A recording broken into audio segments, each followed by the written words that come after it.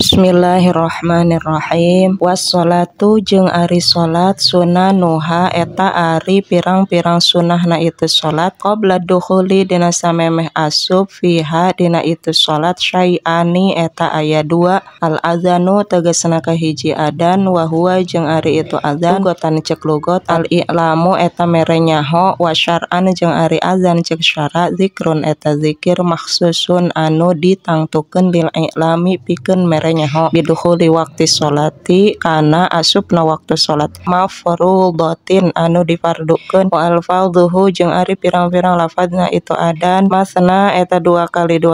illa takbiro kecuali lafaz takbir awalahu dina samemehna itu azan fa arbaun tah eta 4 kali wa illa tauhida jeung kecuali kalimah tauhid la ilaha illallah akhirahu dina akhirna itu azan fa wahidun tah eta sakali wal iqamatu jeung kadua iqamah wa huwa jeung ari itu iqamah masdaru aqama eta masdar lafad aqama summa summiya tuluy dingaranan bihi ku itu iqamah naon azikru zikir al makhsusu anu ditangtukeun li annahu karna saenyana itu zikir yukimu eta ngadegkeun itu zikir ila sholati kana salat wa inna ma yusyra'u jeung pastina digelarkeun naon kulun saban-saban sahiji minal azani tina azan wal iqamati jeung qomat lil maktubati pikeun salat anu dipardukeun wa amma ghairuha jeung anapan ari salianti itu maktubah fayunada tah eta diundang laha pikeun itu ghairuha naon as-sholatu jami'atan lafad as-sholatu jami'atan wa sunanuha jeung ari pirang-pirang pasunahan salat ba'da dukhuli dina sabada asup fiha dina itu salat syai'ani eta dua perkara at-tasyahudul awwalu tegasna kahiji tasyahud awal wal kunutu jeung kadua kunut fi subhi dina salat subuh ay fi i'tidali rakaati tsaniyati tegasna dina i'tidal rakaat anu kadua minhu tina itu salat subuh wa huwa jeung ari itu kunut lugatan cek lugat adoa eta ngadoa wa syar'an jeung ari kunut cek syara zikrun eta zikir mahsusun anu ditangtukeun wa huwa jeung ari itu kunut Allahumma hdini fi man hadaita wa afini fi man afaita ila akhirih